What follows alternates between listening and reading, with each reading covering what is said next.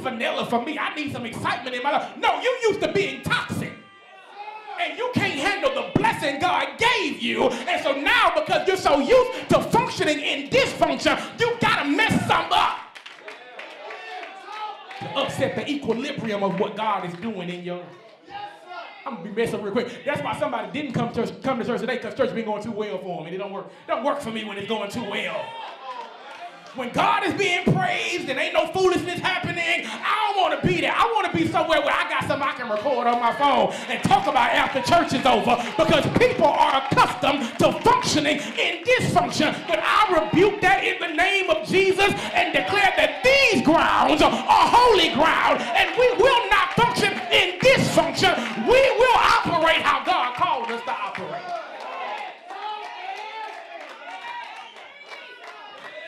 Tap your neighbor and say, you got to notice it. You got to notice it. Here's the next one. I'm almost done here.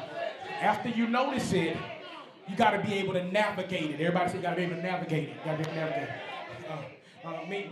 Meaning, I'm blessed with this. You got to learn how to pray while you processing stuff. You got to learn how to pray.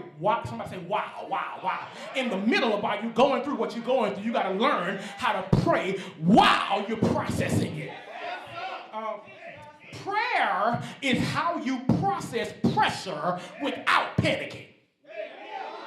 Y'all got this, excuse me. I said I kind of feel like preaching right there. Prayer is how you process pressure without panicking. Everybody's going to have to deal with pressure. The question is, when pressure hits your life, do you panic or do you pray? I like what Nehemiah does. I like what he does right here. He's so cold-blooded. Watch what Nehemiah does. Nehemiah is under pressure because he's standing in front of the king and he's sad.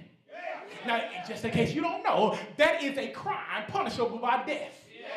Because the king doesn't want anybody around him that's sad or upset.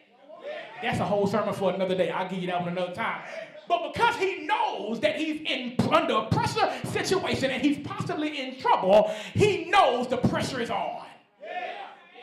Watch what he does. Instead of panicking, he prays. Now, can I give you this part for free?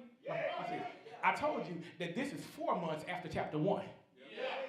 And in chapter 1 last week, I told y'all that when he heard about what was going on in Jerusalem, first thing he did was fast, and then the next thing he did was pray. Right? The reason that I highlight that is because 4 months of long prayer will help to produce the ability to have an effective 4-second prayer. I wish I could show y'all my notes. In my notes right there, I got pause because they gonna shout. Y'all ain't even give it to you, boy. Let me give it to you one more time. When you spend 4 months in long prayer, it gives you the ability to spend 4 seconds in short prayer and it be effective. That's why you gotta learn how to spend time laboring in prayer.